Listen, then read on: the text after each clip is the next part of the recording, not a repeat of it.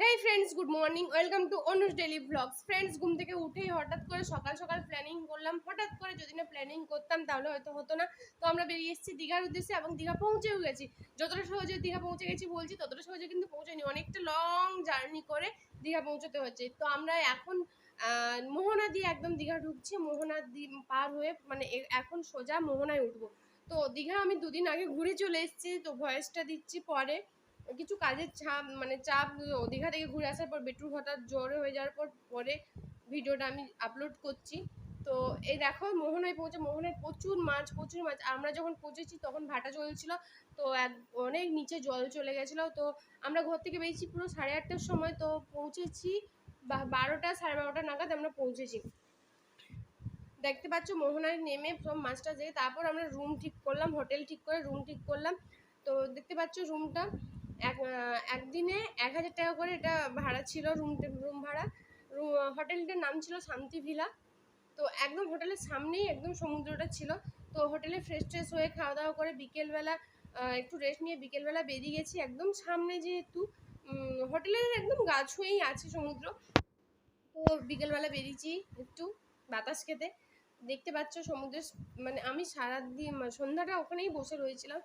এত শান্তি লাগছিল সমুদ্রে বসে থাকতে। আমার সমুদ্র খুব ভালো লাগে। তো তারপরের দিন সকালবেলা বেটু জানালার কাছে দাঁড়িয়ে আছে, সমুদ্র দেখছে। রেডি হয়ে স্নান করতে যাবো বলে রেডি হয়েছি। তো এই দেখো স্নান করতে যাওয়া হয়নি, এটা তার আগের দিন সন্ধ্যাবেলা একটা ভিডিও। তো আমি এখানে এড করেছি তোমাদেরকে দেখানোর জন্য। এত সুন্দর চাঁদনি জ্যোৎস্না রাতটা পড়েছিল সমুদ্রে।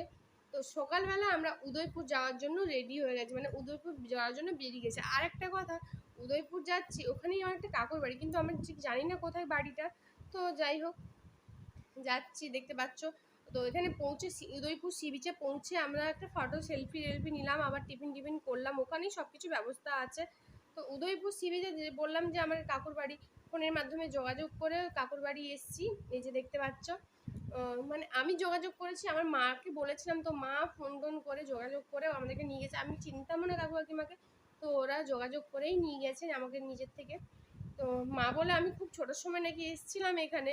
তো আমার এত মনে নেই, তো এখন এলাম। তো ওখানে কাকিমার সাথে কাকিমা আমাকে জোর করে নিয়ে গেল এক জায়গায়। ওখানে ওদের নৌকা টৌকা থাকে, ওরা ওখানে মাছ টাছ ধরে। এই জায়গাটার নাম হচ্ছে তালসারি। এই যে কাকিমাটা পার হয়ে গেল সামনে দিয়ে। এই দেখো তারপর এসে গেছি আবার উদয়পুর সি বিচে। ওখানে একটু সমুদ্রের ঢেউ নিতে ভয় পাচ্ছিল, কিন্তু যখন বালিতে ওকে ছেড়ে দিয়েছে আমার খুবই খেলতেছিল বালিতে। তো ওখানে এত ভিজেছে। তারপরে দেখো ওর বাবা আর ও কাঁকড়া খাওয়ানোর চেষ্টা করছিল, কাঁকড়া কষা এটা। তো আমি ওকে বেটুকে একটু চিংড়ি মাছ দিয়েছিলাম, আমি যেহেতু কাঁকড়া খাই না।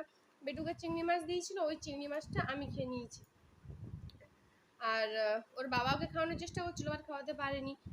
ও তো খেতেই চায় না কিছু না। আর এত ভিজে গেছে, ও তো ভিজেছে, জল ঘেটেছে, যে ও বাড়ি এসে ওর 2 দিন জ্বর। দেখো আইসক্রিমও খাচ্ছে তার মধ্যে, ওর বাবা ওকে কিনে দিয়েছে। তারপর ওই কাকুর বাড়িতে আমাকে গাছের পাকা কিছু কলা দিয়েছিল। কলা নিয়ে এসেছি, বলেছে হোটেলে ওরা ছাড়তে চাইছিল না। তো নেওয়াই আছে, তার জন্য চলে এসেছি আমরা। তো দেখো ওর শুয়ে কেমন কলা খাচ্ছে। দেখি কেমন স্টাইলটা দেখেছ?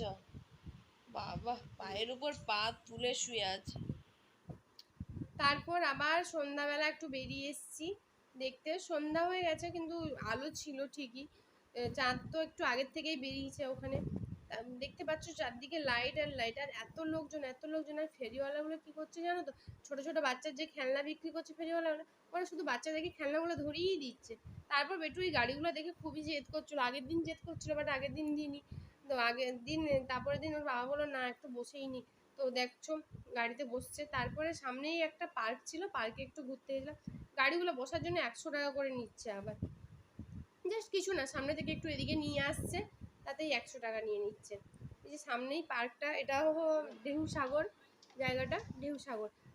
আমরা ছিলাম ওল্ড দীঘাতে। এখন আমরা বেরিয়ে যাচ্ছি, তারপর বাড়ি আসার জন্য বেরিয়ে এসেছি। বাড়ি যাবো এবার। ব্যাস, ঘোরা শেষ।